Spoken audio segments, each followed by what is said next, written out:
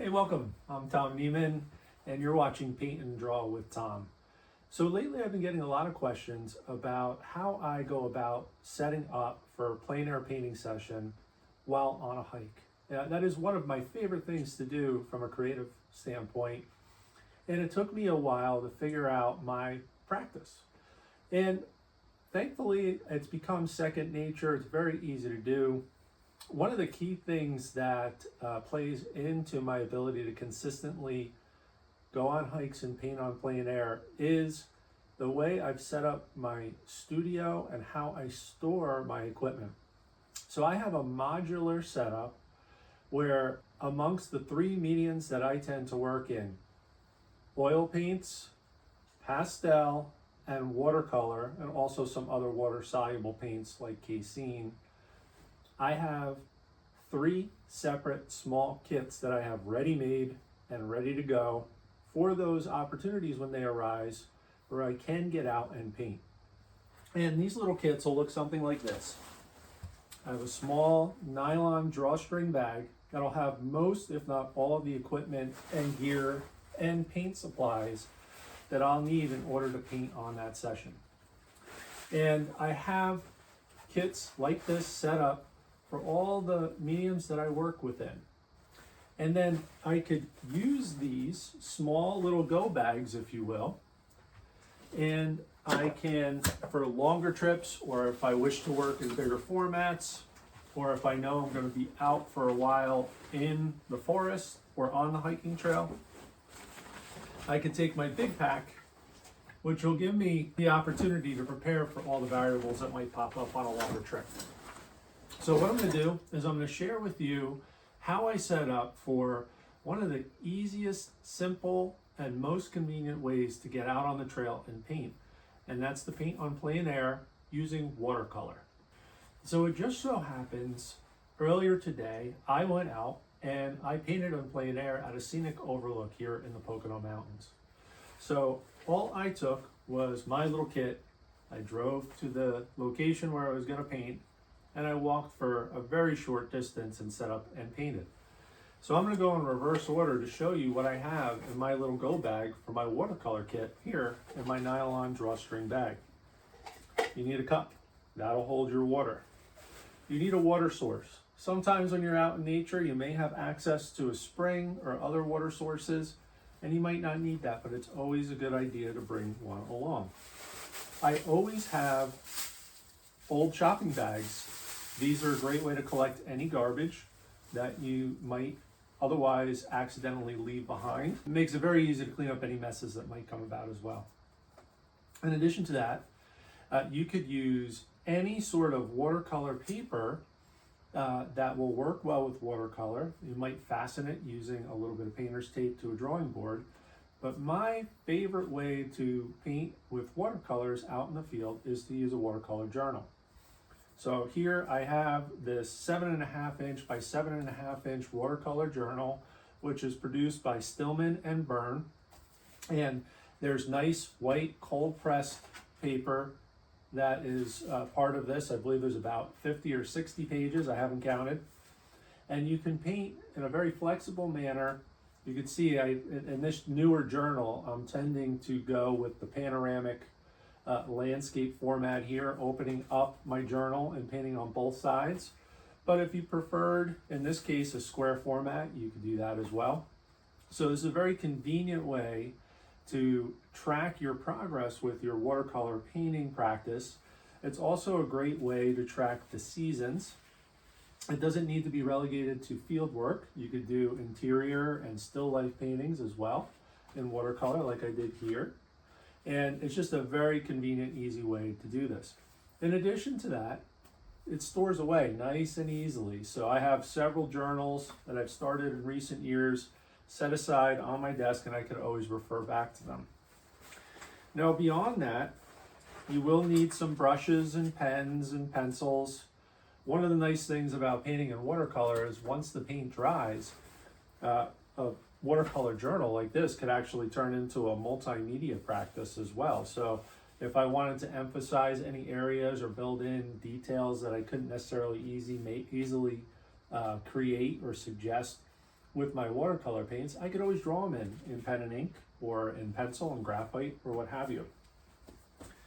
And then beyond that, it's really helpful to have multiple clips. You can never have too many clips.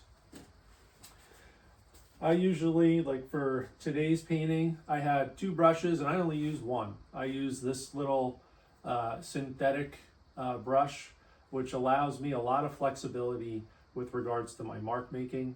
And you could find these online, pretty reasonably priced. Now, I have this little neat easel, which is nothing more than kind of like a book format where you can open it up and there's some tension hinges that bring some stability here. I have this little fold out cup holder and then also this little brush holder. And this screws in. There's a little threaded opening here on the bottom directly into what I have here, which is a tripod, which is really originally was made for photography. So you just bring this along, perhaps maybe a second tripod if you want to film your process like I've developed the practice of doing, and you'll be good to go. Whoops. Now, beyond that, it's also very helpful to have a palette, a separate palette area where you can mix your paint. What I've developed the practice of is saving old pencil boxes and pencil tins like this one. And what I'll do oftentimes is I will put my pencil box opened up on the bottom part of my easel, and I will mix my paints right there. Okay, it creates a nice reservoir so we can get all kinds of viscosities and all different puddles mixed within that palette surface area. Really, really helpful to have paper towels, shop towels, and that sort of thing as well.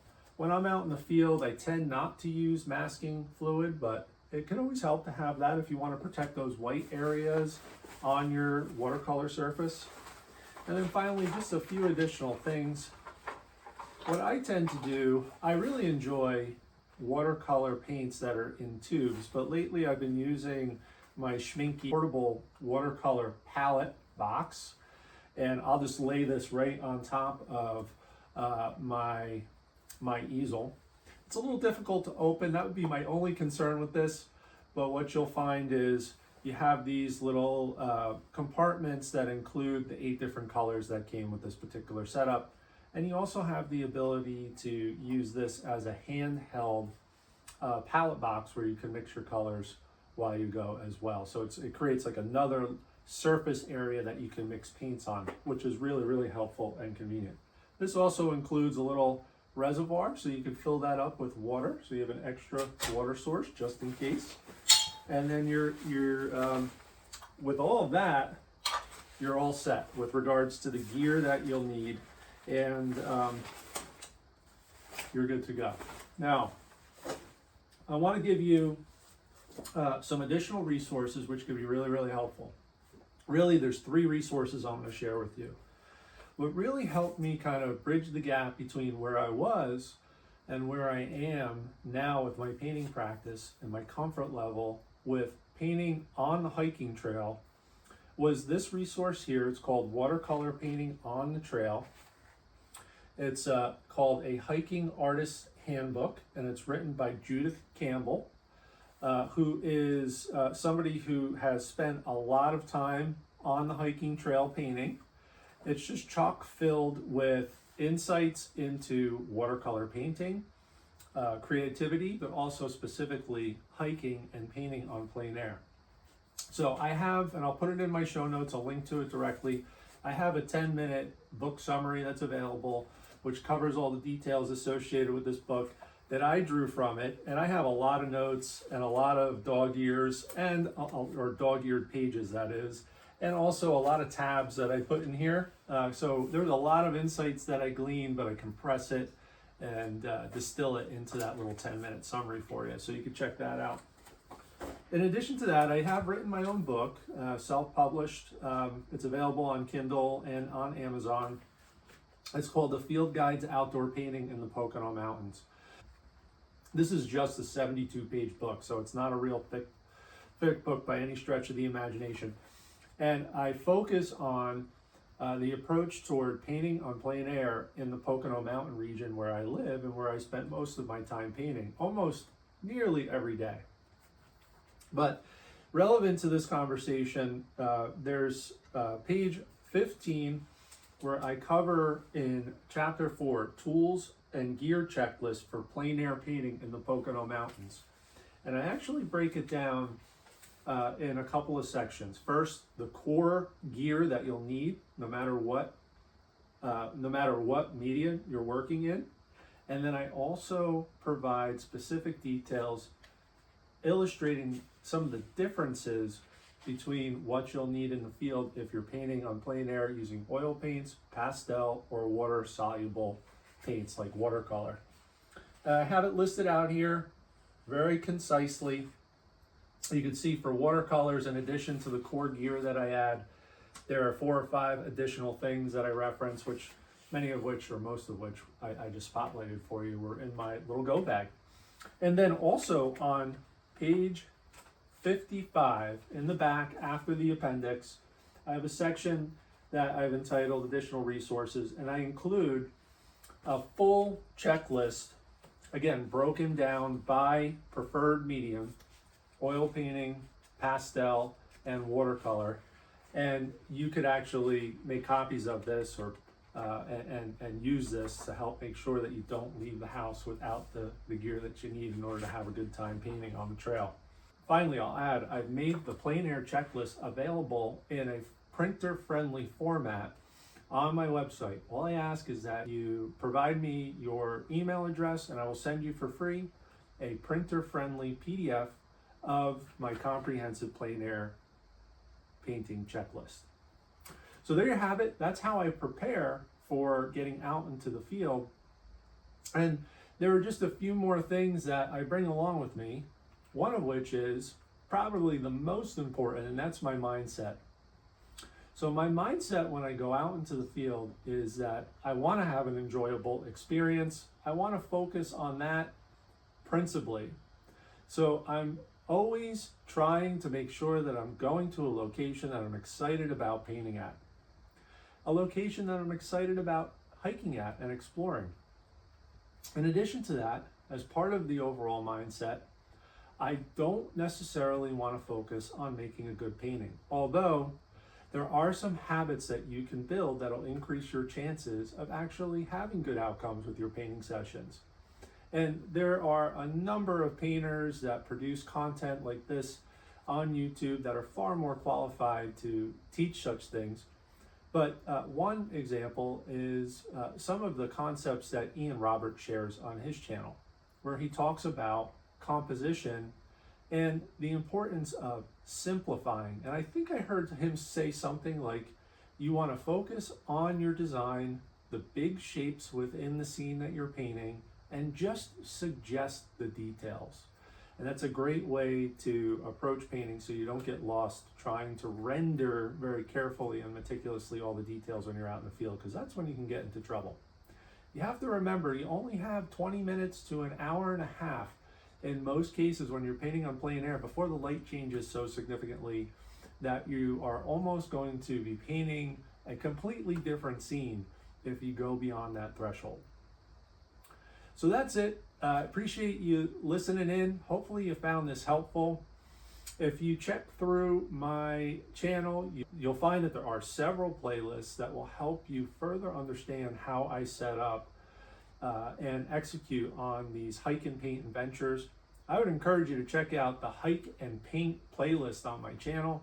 There you'll see me in many of the videos actually go through the process of setting up my easel, whether I'm using pastel, watercolor, or oil paints, and that'll give you a really good insight into a couple of things. Not only how I set up, but also how I establish my composition and how I progress through the painting process. In addition to that, it'll give you some insights into some fun locations that you might want to consider painting out here in the Poconos. So thanks again for checking out my video. I hope you stay well and enjoy your time out on the trail, hiking and painting. Perhaps maybe I'll see you sometime out on the trail, and hope to see you again next time.